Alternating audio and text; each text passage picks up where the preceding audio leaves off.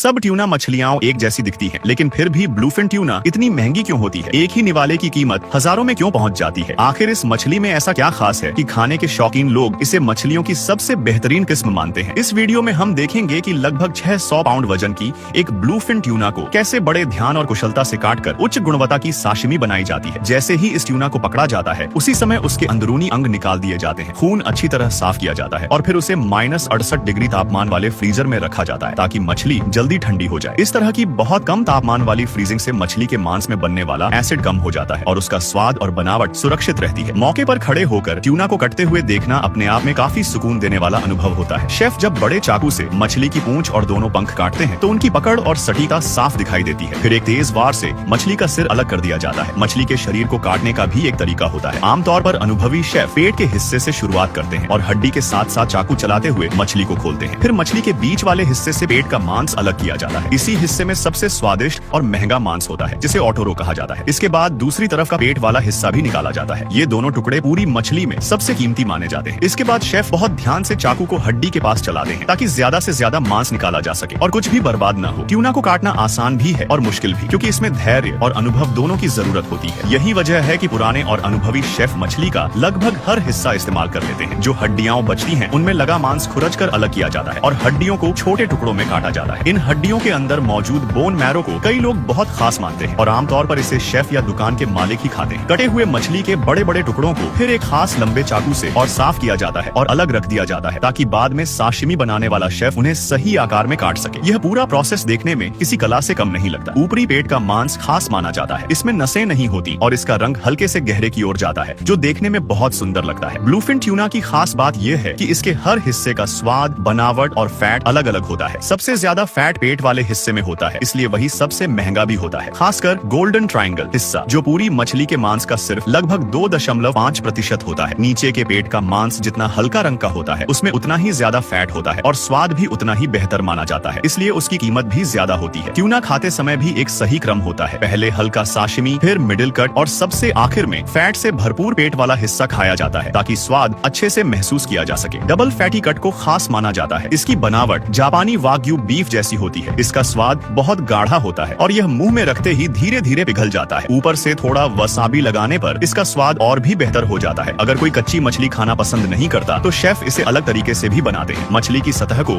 हल्का सा भूसे की आग से सेकर फिर मोटे टुकड़ों में काटा जाता है और खास सॉस डाली जाती है। इस तरीके से बना ट्यूना उन लोगों को भी पसंद आ जाता है जिन्हें कच्चा खाना पसंद नहीं होता। अक्सर कहा जाता है कि ब्लूफिन ट्यूना का एक निवाला बहुत महंगा होता है। अगर आपने कभी इसे खाया है तो कमेंट में जरूर बताइए कि आपने अब तक सबसे महंगा ट्यूना कितने का खाया।